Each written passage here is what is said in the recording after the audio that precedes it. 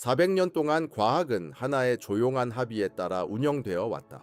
이 합의는 너무 근본적이어서 거의 입으로 말하지 않으며 의심하는 것이 마치 자신의 발 아래 땅을 의심하는 것처럼 느껴진다. 그 합의는 이렇다.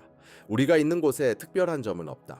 지구는 태양계의 중심이 아니며 태양은 은하의 중심이 아니고 은하는 우주의 중심이 아니다. 우리는 특별한 곳이 아니며 구별된 구석에 떠다니는 무관심한 은하 속 두 죄트릴리언에 달하는 다른 은하들 속의 한 구석에 불과하다. 이 생각에는 이름이 있다. 그것을 캡너캡 원리라고 부르며 이는 단순한 철학적 선호가 아니다. 이는 현대 우주 모델 전체를 구축하는 수학적 기초이다. 빅뱅을 기술하는 모든 방정식, 우주의 나이를 계산하는 모든 계산, 은하가 형성되고 공간이 팽창하는 방식을 예측하는 모든 모델, 이 모든 것들은 하나의 불가협의 가정에 의존한다. 그것은 바로 우주가 모든 방향에서 동일하다는 것이다. 위도 없고 아래도 없으며 왼쪽도 오른쪽도 우선하는 축도 없고 특별한 방향도 없다. 만약 관측 가능한 우주의 어느 지점에 서서 밖을 바라본다면 어느 방향으로 돌아보더라도 통계적으로 동일한 모습이어야 한다. 물리학자들은 이를 균일성이라고 부르며 이는 선택사항이 아니다. 균일성이 실패한다면 방정식도 실패한다. 방정식이 실패한다면 우리가 우주론에 대해 알고 있다고 생각하는 모든 것들이 무너진다. 시작하기 전에 만약 친절하게 좋아요와 구독을 살짝 눌러주신다면 저에게 세상을 의미할 것입니다. 작은 몸짓이지만 깊은 감사의 마음을 담아 드립니다. 여러분의 지지는 이 작은 우주를 살아있게 합니다. 우주가 정말로 모든 방향에서 동일한지 시험하기 위해 저희 과학자들은 존재하는 가장 오래된 빛을 이용한다. 그것은 우주 배경 복사라고 불리며 이는 별빛이나 은하의 빛이 아니다. 이는 빅뱅 자체의 장황으로 우주 탄생 38만 년 후에 방출되었으며 원시 플라즈마가 충분히 냉각되어 광자가 처음으로 자유롭게 이동할 수 있게 된 시기이다. 그 빛은 그 이후로 우주를 가로질러 여행하고 있다. 138억 년 동안 우주의 팽창으로 인해 확장된 공허를 가로질러 가시광선에서 마이크로파로 변하며 수천도에서 2.7도 켈빈 절대 영도보다 2.7도 높은 온도로 냉각되었다. 이 빛은 모든 입방 센티미터 공간을 채우며 모든 방향에서 온다. 이것은 우주가 만들어진 가장 오래된 신호이며 존재하는 모든 것의 아기 사진과도 같다. 우주 배경 복사의 지도를 보면 약간 더운 곳과 더 시원한 곳이 얼룩지고 혼란스러운 패턴으로 나타난다. 온도 차이는 매우 미미해서 대략 10만 분의 1이다. 우주론자에게 이 거의 균일한 모습은 아름답다. 이는 초기 우주가 매끄럽고 잘 섞여 있으며 균일했다는 것을 보여주는 증거로 방정식이 요구하는 바와 같다. 그러나 아주 작은 차이, 미묘한 뜨겁고 차가운 패치들은 무작위 잡음이 아니다. 그것들은 최초의 1조 분의 1초 동안의 양자 요동의 지문이며 우주의 팽창에 의해 하늘 전체에 퍼져 있다. 그것들은 결국 모든 은하, 모든 별, 모든 행성, 그리고 여러분 몸속의 모든 원자를 성장시킨 씨앗들이다. 그리고 과학자들이 현대 위성들이 제공할 수 있는 정밀도로 이러한 변이들을 연구하기 시작했을 때 존재해서는 안 될 무언가를 발견했다. 그들이 사용한 도구는 다극 확장 멀티폴라 익스펜션이라고 불린다. 저의 복잡한 소리를 각각의 음으로 나누는 것과 비슷하다. 우주 배경 복사는 우주 악기에서 연주된 코드와 같다. 다극 확장은 그 코드를 구성하는 주파수로 나눈다. 첫 번째 음은 쌍극자이며 이는 우리 은하가 우주를 초속 370km로 이동하는 과정에서 발생하는 간단한 뜨겁고 차가운 패턴이다. 과학자들은 이를 제거한다. 이는 알려진 지역 효과일 뿐이며 우주 전체에 관한 어떤 정보를 주지 않는다. 다음 음은 사극자 쿼드루폴이며 이는 하늘을 4개의 넓은 영역으로 나누는 가장 큰 규모의 온도 패턴을 나타낸다. 그 다음은 팔극자 옥토폴로 하늘을 8개 영역으로 나눈다. 무작위 양자 요동으로 시작해 우주 규모로 팽창한 우주에서는 이 두 패턴이 전혀 관련이 없을 것이라고 기대한다. 이들은 서로 다른 순간의 인플레이션 시기에 형성된 독립적인 양자 과정의 산물이다. 표준 모형에는 이들이 정렬되도록 하는 물리적 메커니즘이 없다. 쌍극자와 팔극자가 같은 방향을 가리키는 것은 행성 반대편에서 두 낯선 사람이 동전 던지기를 동시에 하고 두 동전이 같은 가장자리에 떨어지는 것과 같다. 가능성도 희박할 뿐만 아니라 물리적으로 타당하지 않다. 그런 일이 일어날 이유가 없다. 2005년 윌킨슨 마이크로파 이방성 탐사 WMAPI라는 당시 가장 정교한 마이크로파 위성의 데이터를 분석한 연구진은 그들이 발견한 것은 기대를 완전히 벗어난 통계적 이상 현상이었다. 두 패턴은 거의 완벽하게 정렬되어 있었다. 하늘을 가로질러 같은 방향을 가리키며 하나의 일관된 축을 이루고 있었다. 이 정렬이 우주가 진정으로 균일한 우주라면 우연히 일어날 확률은 0.1% 미만으로 계산되었다. 물리학에서는 어떤 일이 99.9% 확률로 우연이 아니라고 판단되면 그것에 대한 설명이 필요하다. 우주론자 조엘 메조는 이것에 이름을 붙였다. 그는 이를 악의 축이라고 불렀다. 이는 문자 그대로 악해서가 아니라 우리 이론에 해를 끼치기 때문이다.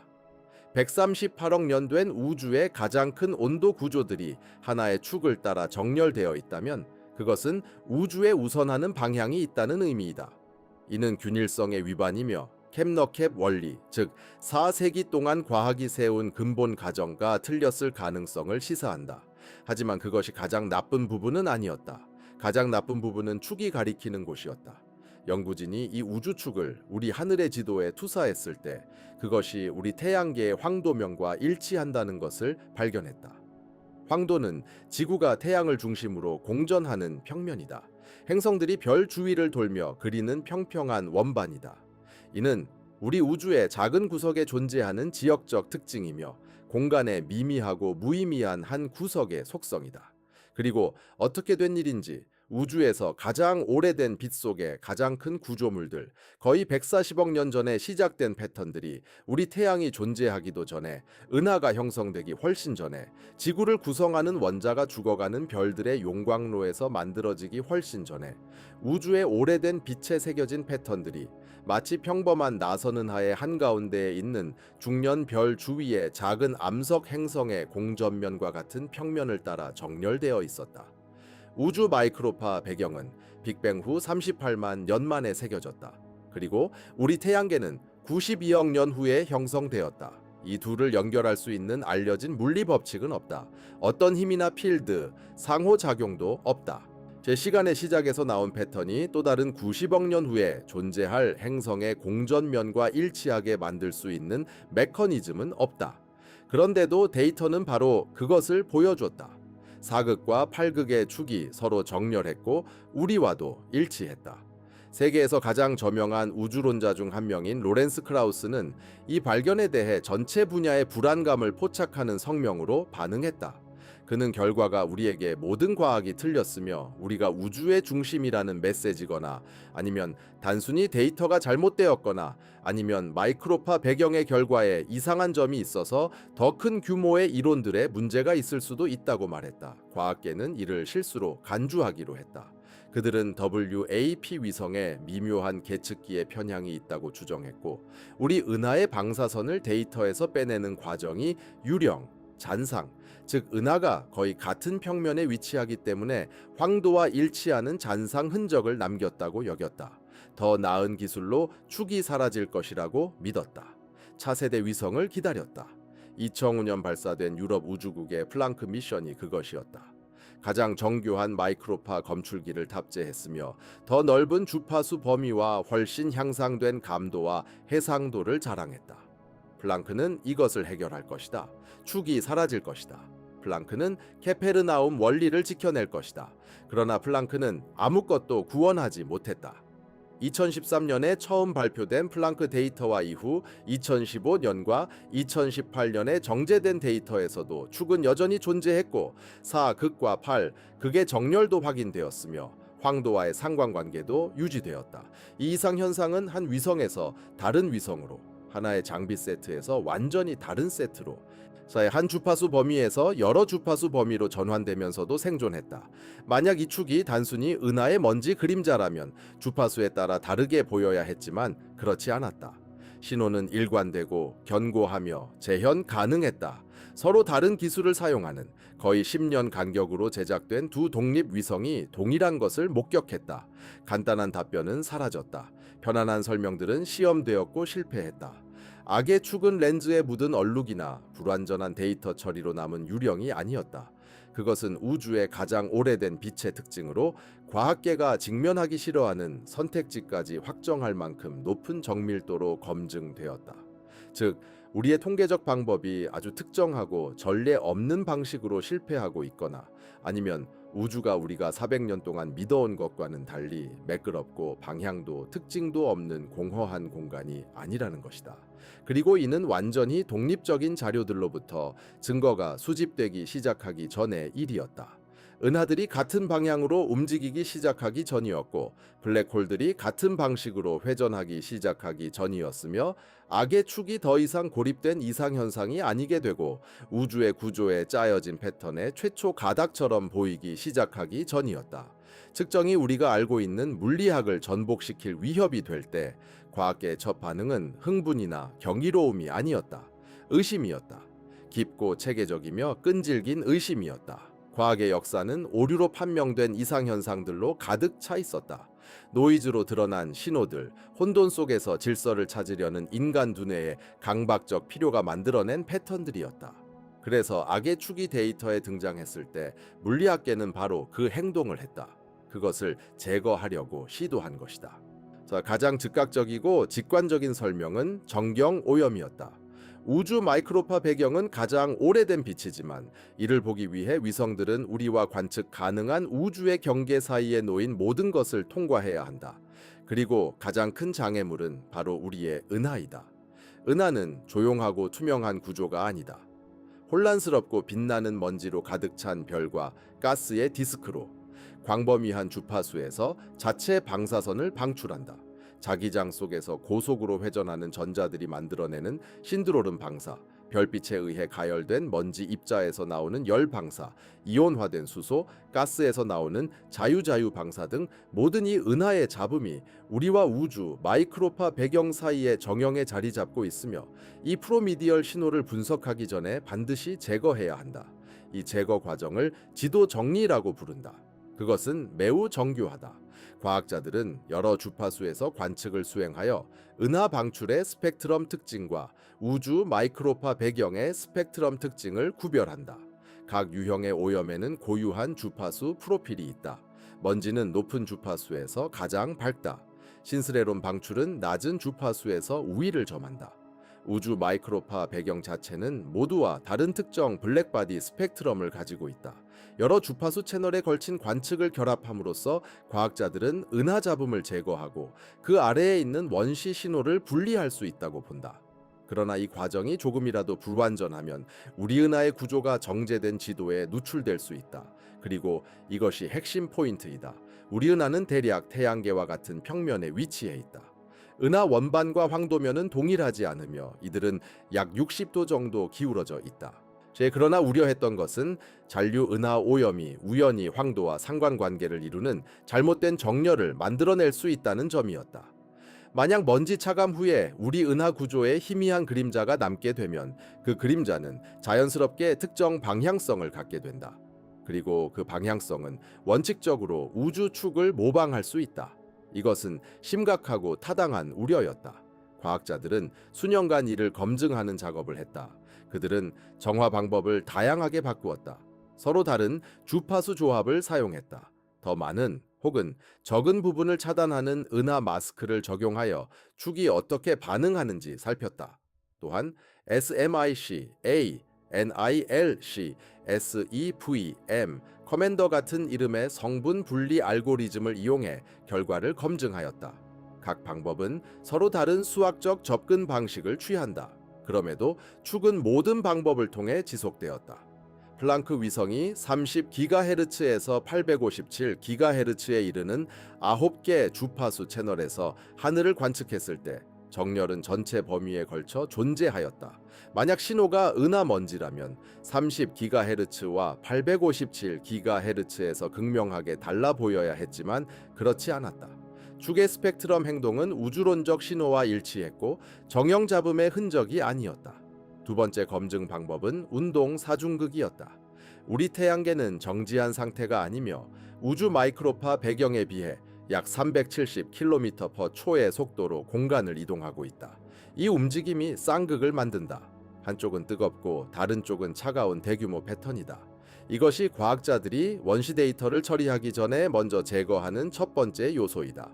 그러나 쌍극의 차감은 완벽하지 않으며 운동 사중극이라 불리는 두 번째 효과가 있다.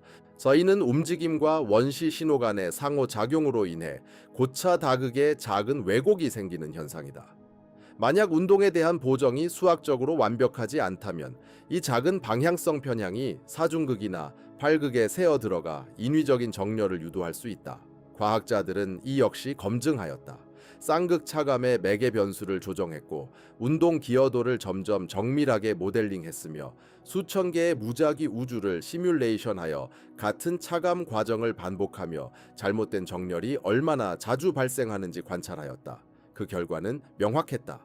운동 사중극은 측정된 다극의 작은 교정을 더할 뿐이며 관찰된 정렬을 설명하기에는 충분하지 않았다. 모든 알려진 운동 효과를 고려한 후에도 축은 계속 존재하였다. 세 번째 반론은 은하 마스크에 관한 것이었다. 우리 은하 중심이 마이크로파에서 매우 밝아 우주 마이크로파 배경이 완전히 가려지기 때문에 우주론자들은 분석 전에 하늘 중앙의 큰 일부를 잘라냈다. 이 마스크는 약 20%부터 30%까지의 하늘을 데이터에서 제거한다. 그리고 대규모 데이터를 제거하면 통계 분석의 특성도 변화한다. 비평가들은 마스크의 특정 모양이 여러 분해를 왜곡시켜 수학적 적합을 압축하여 전체 하늘에서 존재하지 않는 정렬을 강제할 가능성을 지적했다. 이는 미묘하고 기술적으로 복잡한 반론이었다. 연구자들은 다양한 크기와 모양의 마스크를 테스트했고 마스크된 영역을 통계적으로 타당한 가상 데이터로 채우는 인페인팅 기법을 사용하여 다시 분석했다.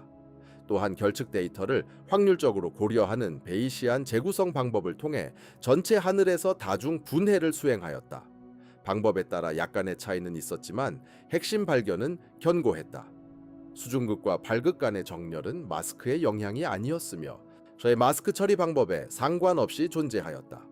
네 번째이자 아마도 가장 철학적으로 흥미로운 반론은 다른 곳도 봐야 한다는 원칙이다. 이는 긴 시간 동안 충분히 큰 데이터 세트를 검색하면 불가능할 정도로 희박한 패턴을 결국 발견하게 된다는 통계적 원리이다. 인간의 뇌는 패턴을 감지하도록 진화했으며 구름 속 얼굴이나 정적 속 신호를 찾기 위해 발전해왔다. 만약 우주 마이크로파 배경에 충분한 통계적 속성을 검사한다면 일부는 우연히 이상하게 보일 수 있다. 문제는 어떤 이상이 존재하는지가 아니라 수행한 모든 다른 검사와 찾을 수 있었던 다른 패턴들을 고려했을 때 이 특정 이상이 얼마나 의미 있는지에 달려 있다. 회의론자들의 주장도 일리가 있다.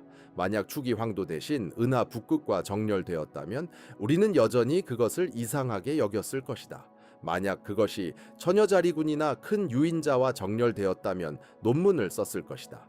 하늘에는 많은 방향이 있으며 이들 중 어느 것도 흥분을 유발할 수 있었던 것이다. 축이 어떤 흥미로운 방향과 일치할 확률이 특정한 한 방향과 일치할 확률보다 높을 수 있다. 이것은 유효한 통계적 주장이며 아직 완전히 해결되지 않았다. 그러나 시간이 지남에 따라 더 강해진 반론도 있다. 왜냐하면 악의 축이 더 이상 혼자가 아니기 때문이다. 만약 사극과 팔극 사이의 정렬이 데이터 내 유일하게 이상한 점이었다면 다른 곳을 찾아보는 효과만으로도 이를 설명할 수 있었을 것이다. 어떤 이상 현상이라도 아무리 눈에 띄더라도 드물게 일어나는 일이기를 받아들인다면 항상 우연으로 돌릴 수 있다. 하지만 대화의 흐름을 바꾼 것, 대회의론에서 진정한 우려로 무게를 옮긴 것은 우주 배경 복사가 더 이상 유일하게 선호되는 방향이 발견된 곳이 아니라는 점이다. 2024년과 2025년까지 완전히 다른 현상을 연구하는 완전히 다른 기기들로부터의 독립적인 관측들이 같은 결론에 수렴하기 시작했다. 우주에는 방향이 존재하는 것 같으며 우리가 보는 곳마다 그 방향이 드러난다. 첫 번째 독립 증거는 다크 플로우에서 나왔다. 제를도치 효과의 운동적 태양광을 연구함으로써 은하단 내부의 뜨거운 가스에 의해 우주 배경 복사 광자가 산란되는 방식을 분석하여 발견한 것이다. 전문학자들은 깊이 불안한 것을 발견했다. 수천 개의 은하단이 광대한 거리로 나뉘어 있는데도 특정 하늘의 조각 쪽으로 엄청난 속도로 흐르고 있었다. 이 움직임은 우주의 팽창으로는 설명할 수 없었다. 관측 가능한 우주 내에 알려진 어떤 질량의 중력 끌림으로도 설명할 수 없었다. 이는 우주가 정말로 균일하다면 존재하지 말아야 할 일관된 대규모 물질 흐름이었다. 그리고 이 다크 플로우의 방향은 대략 악의 축과 일치했다. 두 번째 증거는 퀘이사에서 나왔다. 퀘이사는 먼 은하의 강렬한 중심부로 엄청난 양의 물질을 소비하는 초대 질량 블랙홀에 의해 구동된다. 빛이 수십억 광년을 넘어 보이기 때문에 우주의 대규모 구조를 나타내는 표지판 역할을 한다. 2022년부터 2025년까지의 연구에서 연구자들은 퀘이사의 회전축이 무작위로 정렬되어 있지 않음을 발견했다. 수십억 광년에 걸쳐 서로 정렬되어 있으며 이 정렬은 우주 배경 복사의 축과 같은 방향 패턴을 따른다. 관측 가능한 우주의 한 구석에 있는 블랙홀이 다른 구석의 블랙홀과 회전축을 정렬시키는 알려진 메커니즘은 없다.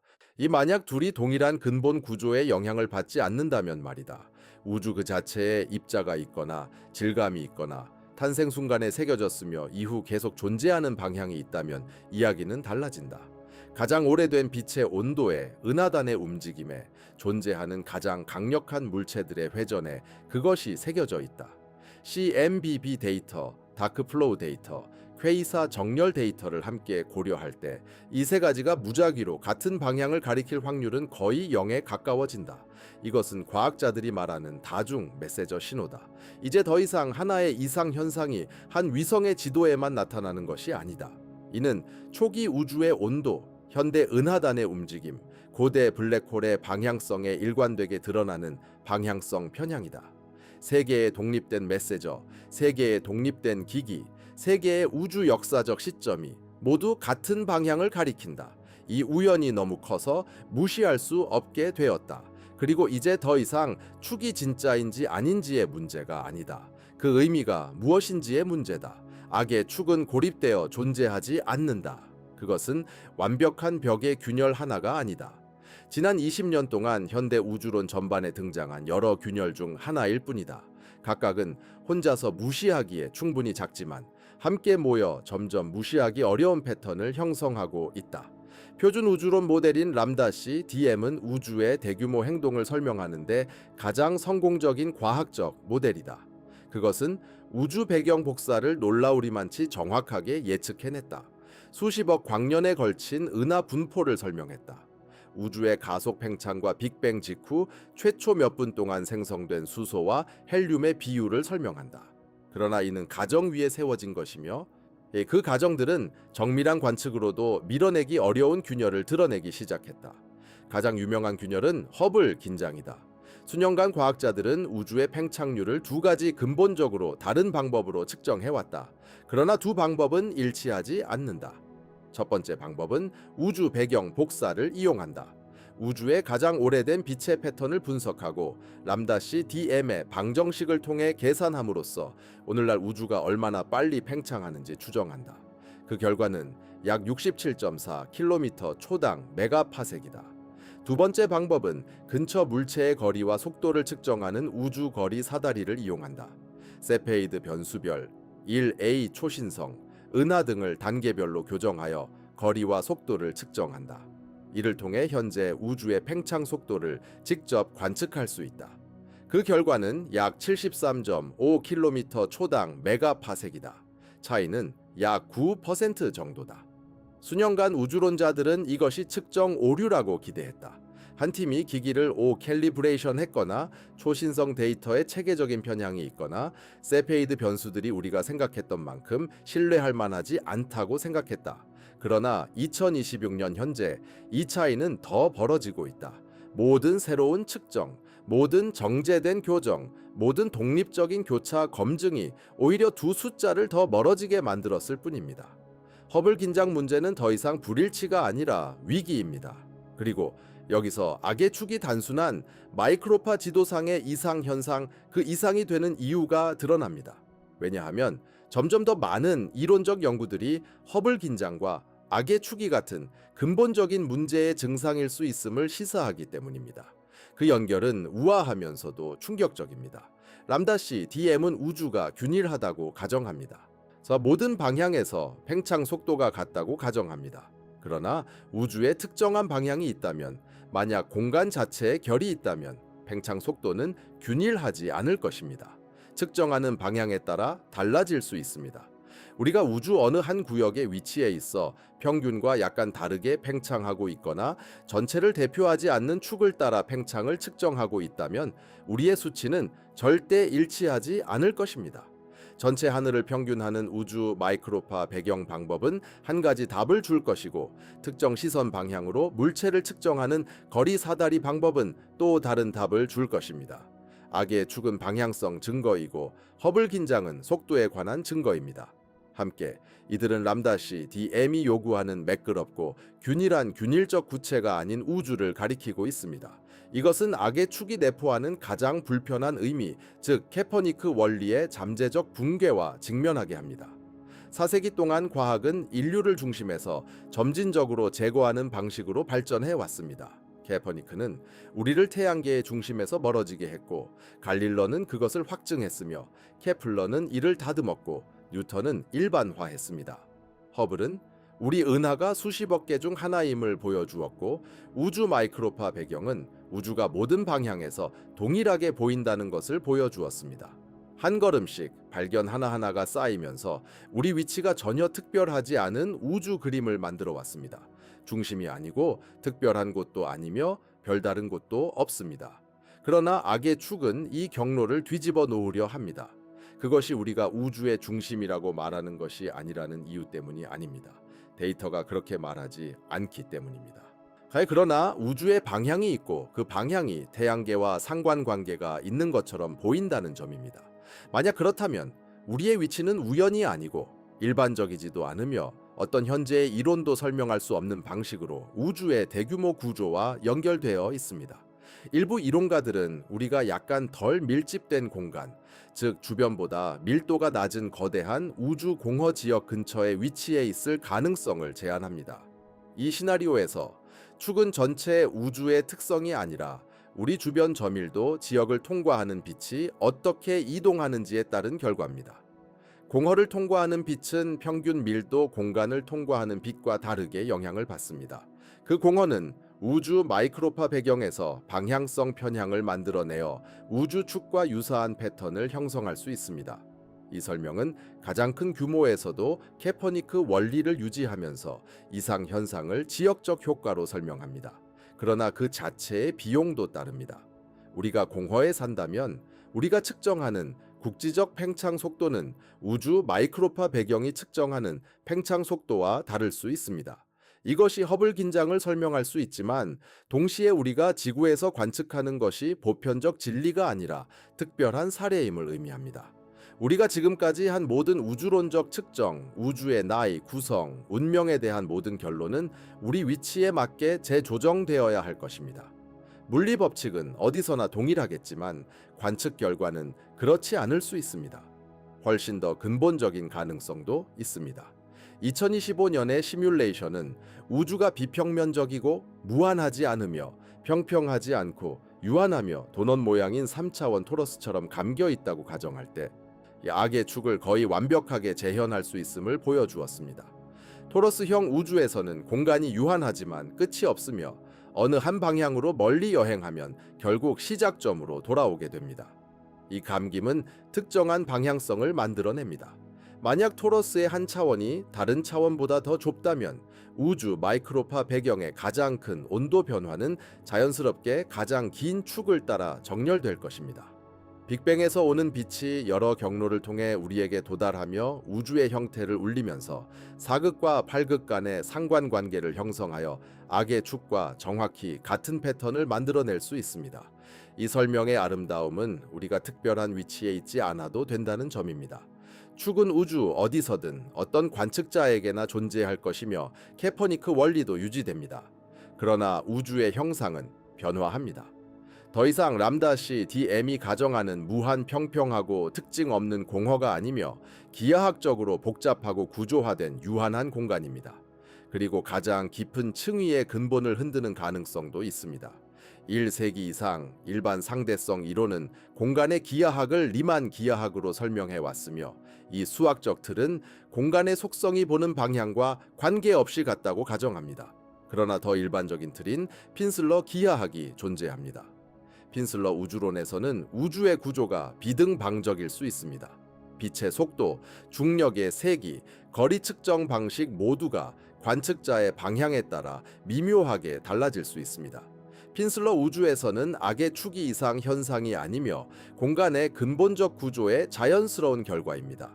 우주 배경 복사의 곡선, 은하단의 일관된 운동, 퀘이사의 회전 정렬 모두는 가장 깊은 수준에서 비등방성 기하학에 기반한 우주의 흔적일 것이다. 서인은 등방성 가정, 즉 400년간의 우주론의 기반이 되는 가정이 결코 옳지 않았음을 의미한다. 그것은 근사치였고 우리가 측정할 수 있는 규모에서 충분히 잘 작동하는 단순화였던 것이다. 그러나 현대 위성이 제공하는 정밀도로 전체 하늘을 살펴볼 때 그 한계가 드러난다. 각각의 설명은 서로 다른 비용을 수반한다. 공허 모델은 우리의 물리학 대부분을 유지하지만 우리의 위치를 특별하게 만든다.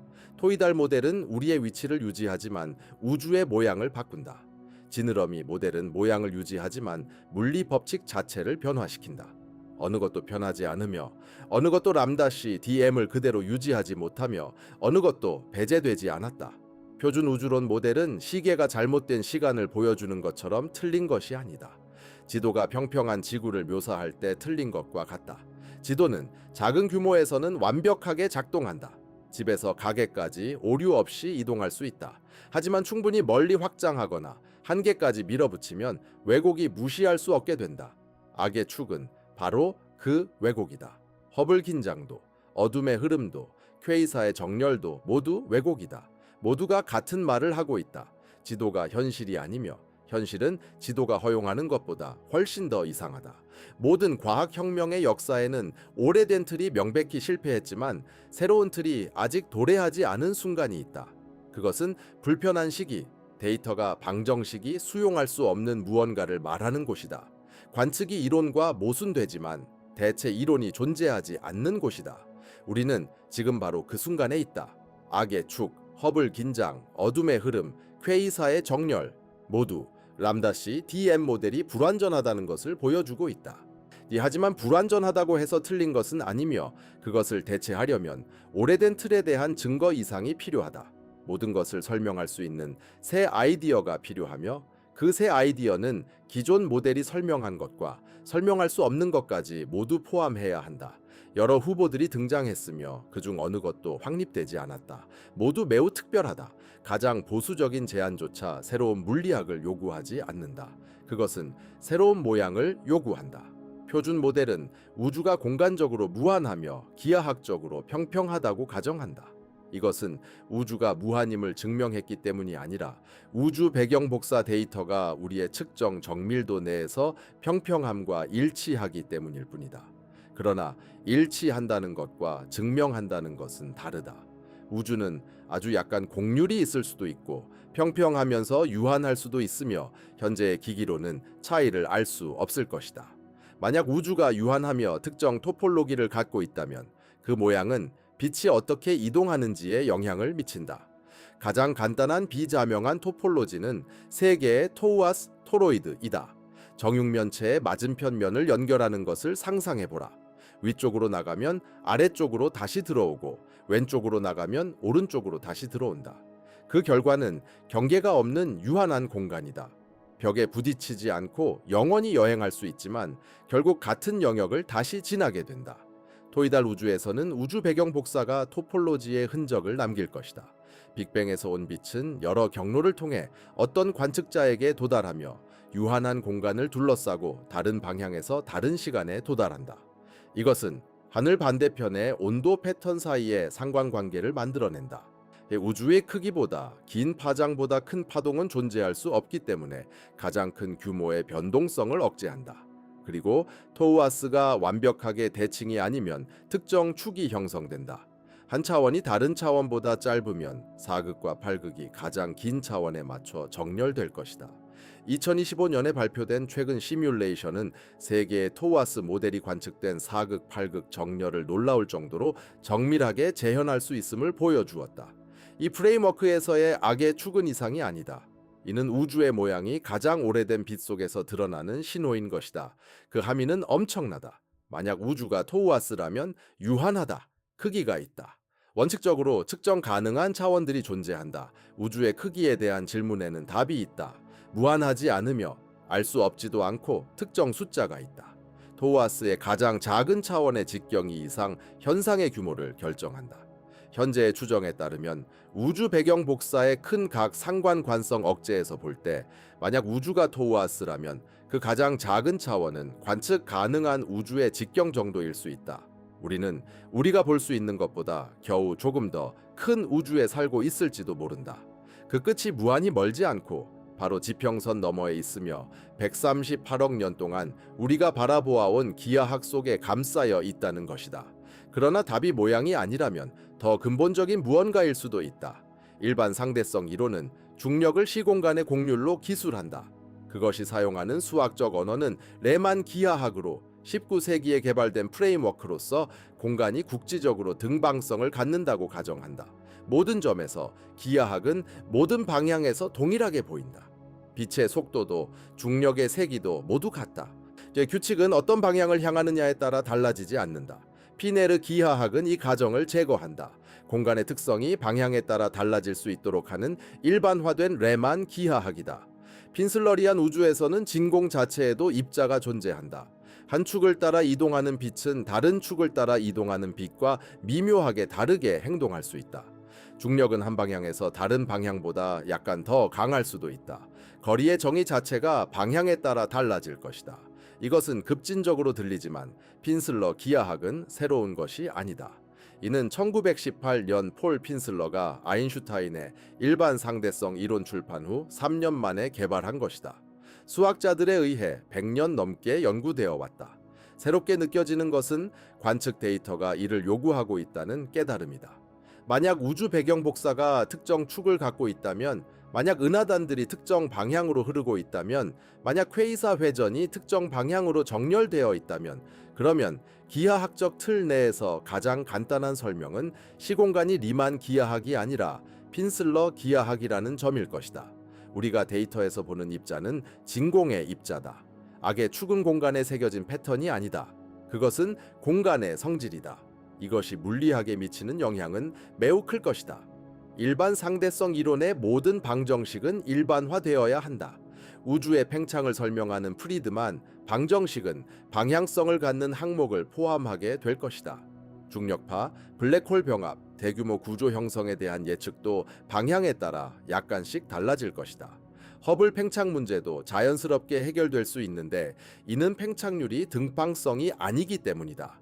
관측하는 방향에 따라 측정값이 달라질 것이다. 이는 오류 때문이 아니라 우주가 실제로 서로 다른 축을 따라 서로 다른 속도로 팽창하기 때문이다. 또 다른 가능성은 우주론과 양자 정보 이론이 교차하는 지점에 있다. 제레드 투프루트가 처음 제안하고 러나드 서스킨드가 1990년대에 정제한 홀로그램 원리는 공간의 3차원 부피에 담긴 모든 정보가 그 부피를 둘러싼 2차원 경계에 인코딩될 수 있다고 제시한다. 이것은 은유가 아니다. 이는 블랙홀의 물리학에서 도출된 수학적 결과이다. 블랙홀의 엔트로피, 즉 담을 수 있는 최대 정보량은 부피가 아니라 사건 지평선의 면적에 비례한다. 이는 3차원 내부가 어떤 의미에서는 2차원 표면에 저장된 정보를 투사한 것임을 시사한다. 만약 우주 자체가 홀로그램이라면 우리가 사는 3차원 공간이 먼 2차원 경계에 인코딩된 정보를 투사한 것이라면 악의 축은 투사의 유물일 수 있다. 이는 3차원 공간을 관통하는 물리적 선이 아니라 2차원 정보가 3차원 내부로 매핑되는 방식의 특징일 수 있다. 경계의 기하학과 투사 규칙에 따라 내부의 특정 방향이 특권을 갖는 것처럼 보일 수 있다. 이 축은 홀로그램의 이음매이며 투사가 자신의 구조를 드러내는 지점이다. 이 가설은 2025년에 홀로그램 우주론과 관측된 시 MB 이상현상 간의 연결 연구로 큰 관심을 받기 시작했다. 만약 악의 축이 홀로그램 유물이라면 이는 우리가 투사된 현실에 살고 있다는 최초의 직접 관측 증거가 될 것이다. 과학 소설적 의미가 아니라 수학적, 물리학적 의미이다. 우리가 움직이는 3차원 공간은 더 깊은 저차원 구조의 출현 특성이다. 이 축은 투사의 최초 균열이며 그 밑에 깔린 구조가 표면을 통해 드러나는 최초의 지점이다. 마지막으로 원시 자기장이 있다. 빅뱅 직후의 순간 이 우주는 쿼크, 글루온, 렙톤으로 이루어진 플라스마였으며 온도는 수조도 넘는 수준이었다. 특정 조건에서는 이 플라스마가 전체 관측 가능한 우주에 걸쳐 일관된 자기장을 생성했을 수도 있다. 자기장은 방향성을 갖는다. 북극과 남극이 있다. 본질적으로 축을 만든다. 만약 원시 우주에 그런 자기장이 존재했다면 이는 플라스마의 흐름, 최초 구조의 형성, 우주 배경 복사의 온도 패턴에 영향을 미쳤을 것이다. 이는 우주의 가장 오래된 빛의 영구적인 흔적을 남겼을 것이며 이후 형성된 모든 은하와 퀘이사의 회전에도 영향을 미쳐 CMB에서 축을 만든 원시 자기장의 유물로서 퀘이사 회전 정렬을 설명할 수 있다. 이 각각의 설명은 서로 다른 우주로의 문을 연다. 토러스는 우리가 측정 가능한 치수를 가진 유한한 우주를 제공한다. 핀슬러 기하학은 방향성을 갖는 우주를 제시한다. 홀로그램 원리는 숨겨진 저차원 구조를 지닌 투사된 현실을 보여준다. 원시 자기장은 탄생과 함께 자기화된 우주를 제공하며 그 흔적은 지금까지 이어지고 있다. 이 모두가 정답일 수 없다. 일부는 부분적으로 맞거나 일부는 전혀 틀릴 수 있다. 그러나 모두 하나의 불가피한 결론을 공유한다. 바로 우주가 우리가 생각했던 것과 다르다는 점이다. 우리는 무작위성을 찾기 위해 이 여정을 시작했다. 우주의 가장 오래된 빛을 가장 민감한 장비로 겨냥하여 중심도 방향도 어느 한쪽 성향도 없는 부드럽고 특징 없는 등방성 광채를 기대했다. 우주 배경 복사가 400년간의 과학적 진보가 가르쳐준 대로 우리가 평범하고 위치가 일반적이며 우주는 우리가 어디에 있든 신경 쓰지 않는 것이라고 믿었다. 그러나 우리는 한 줄기를 발견했다. 저 존재해서는 안 될 선이다. 이 선은 우주의 가장 오래된 빛에 있는 가장 큰 온도 구조들과 은하의 조용한 나선팔에 위치한 작은 암석 행성의 궤도 평면을 연결한다. 그리고 아무도 그 이유를 설명할 수 없다. 악의 축은 이제 20여 년간의 검증을 견뎌냈다. 2개의 독립된 위성 임무에 의해 시험받았으며 9가지 다른 주파수 채널에서 조사되었다. 인간 역사상 가장 회의적인 과학 공동체가 고안할 수 있는 모든 정화 방법, 모든 마스크 변형, 모든 통계적 검증을 거쳤지만 사라지지 않았다. 약해지지 않았으며 오히려 더욱 강해진 듯하다. 독립적인 관측들이 어둠의 흐름, 퀘이사의 회전 정렬, 대규모 은하 조사와 일치하며 같은 방향성을 보여주고 있기 때문이다. 우주는 특정 방향성을 갖고 있는 것처럼 보이며 그 방향성은 우리와 연관되어 있는 것 같다. 이것이 곧 우리가 우주의 중심이라는 의미는 아니다. 그 해석은 너무 단순하며 거의 틀림없이 잘못된 것이다. 그 축은 지구를 가리키지 않으며 태양 주위를 도는 궤도면인 황도와 일치한다. 이것은 방향이지 위치가 아니며 우리를 특별한 위치에 놓는 것도 아니다. 오히려 우리는 특별한 방향성을 갖고 있다고 할 수 있다. 그리고 이 구별이 중요한 이유는 특권적인 방향성이 물리학적으로 기적이나 설계 없이도 설명될 수 있기 때문이다. 유한한 위상학은 우선 방향을 만들어낼 수 있으며 이방성 기하학도 마찬가지다. 원시 자기장 역시 우선 방향성을 생성할 수 있으며 홀로그램적 경계 역시 그렇다. 이 모두는 지구가 특별하다는 것을 요구하지 않는 자연스러운 물리적 설명들이다. 다만 아직 우리가 매핑하지 못한 구조가 우주에 존재한다는 사실을 인정해야 하며 이 순간이 요구하는 정직함이 있다. 어떤 설명이 옳은지 우리는 알지 못하며 현재의 제안들이 다음 세대의 데이터에서 살아남을지도 모른다.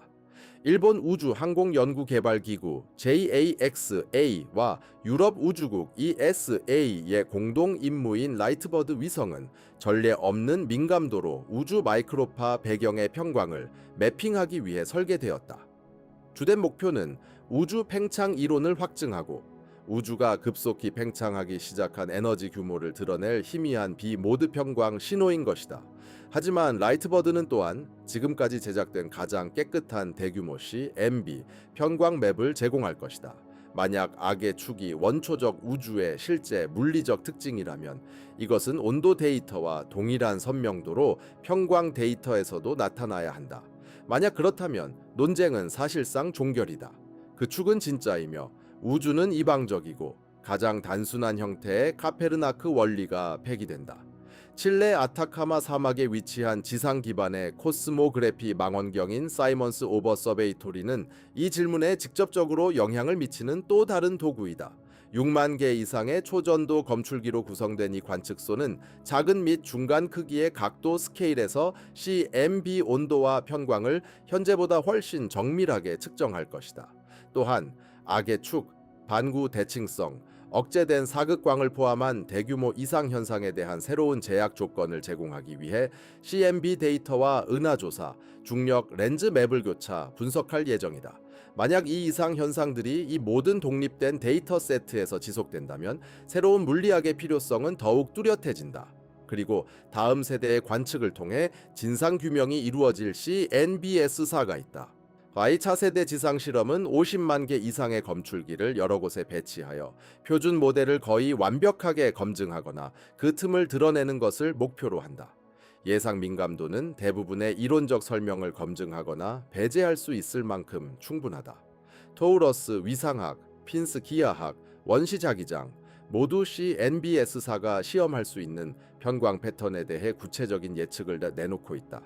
우리는 과학 드라마의 두 막 사이에 있는 휴식 기간에 살고 있으며 첫 번째 막은 2005년 DWAP 위성이 예상하지 못한 정렬을 발견하면서 시작되었다. 그것은 플랑크 위성의 관측, 어둠의 흐름, 괴이사 정렬 연구, 그리고 표준 모델이 역사상 어느 때보다 큰 압박을 받고 있다는 점을 보여주는 과정으로 이어졌다. 두 번째 막은 차세대 장비들이 그 결론을 내릴 때 시작될 것이다. 악의 축이 두 위성, 3개의 독립된 데이터 세트, 20년간의 분석을 속인 미묘한 체계적 효과로 설명될 수도 있고 진정한 우주의 특징으로 확증될 수도 있다. 그리고 확증된다면 그 결과는 물리학의 모든 분야에 파장을 일으킬 것이다. 일반 상대성 이론의 방정식은 일반화될 필요가 있으며 현대 우주론의 수학적 기반인 프레드만 르메트라 로버트, 워커 매트릭은 이방성을 수용하는 새로운 것으로 대체되어야 할지도 모른다. 허블 상수 측정은 우주의 공간 구조의 입자를 고려한 방향성 교정을 통해 다시 생각해야 할지도 모른다.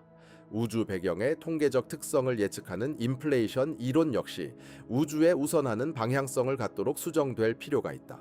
모든 곳에 동일하게 적용되는 보편 법칙의 개념 또한 가장 깊은 수준에서 구조를 갖는 우주를 허용하도록 부드러워질 필요가 있다. 이 아니면 더 간단한 답이 있을지도 모른다. 악의 축이 최종 퍼즐 조각이라면 올바르게 맞춰졌을 때 우리가 기대했던 것과는 완전히 다른 그림을 드러내어 질문 자체를 바꾸게 될 수도 있다.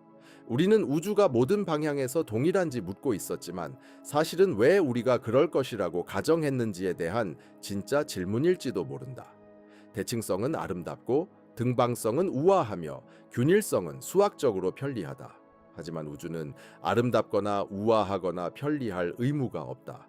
단순할 의무도 없고 우리를 편하게 만들어줄 의무도 없다. 400년 동안 카페르낙 원리는 인간의 오만함에 대한 안전장치 역할을 해왔다. 그것은 우리에게 우리 자신의 중요성에 대한 직관을 믿지 말라고 상기시켜준다. 우주는 광대하고 무관심하며 우리는 작다는 것을 일깨워준다. 이것은 여전히 사실이다. 악의 축에 관한 어떤 것도 우리를 더 크거나 중요하게 만들지 않는다.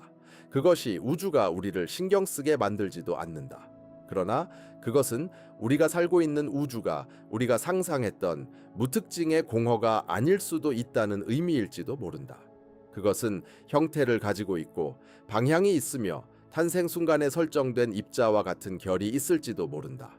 그리고 그 결은 138억 년 동안 지속되어 왔다. 가장 오래된 빛의 온도, 가장 큰 구조의 움직임, 우리가 볼 수 있는 가장 먼 물체들의 회전에 새겨져 있다. 우리는 이 이야기를 무작위적이고 엉망인 폭발의 잔광을 찾으며 시작했다. 대신 우리는 나침반 바늘처럼 보이는 무언가를 발견했다. 우주에서 가장 오래된 빛을 가로지르는 선이 있는데 우연히도 믿기 어려울 정도로 불가사의하게도 그 방향이 우리 행성이 별 주위를 도는 궤적과 일치하는 것처럼 보인다. 그 바늘이 새로운 물리학의 시대를 가리키는 것인지 아니면 우리의 인식에 근본적인 오류가 있음을 의미하는 것인지는 앞으로의 우주론을 정의할 질문이다. 도구들이 만들어지고 있고 검출기들이 냉각되고 있으며 위성들이 설계되고 있다. 그리고 138억 년 동안 여행한 희미한 빛 속 어딘가에 이미 답이 쓰여 있다. 우리는 아직 그것을 읽는 법을 배우지 못했을 뿐이다. 우주는 방향성을 갖고 있다. 그것은 항상 방향성을 지니고 있었다. 우리는 이제서야 그것을 볼 수 있는 정밀한 도구를 만들고 있을 뿐이다. 그리고 우리가 결국 명확히 볼 때 발견하는 것은 우리가 믿는 모든 것을 확증하거나 아니면 우리가 알고 있는 모든 것을 바꿔놓을 것이다.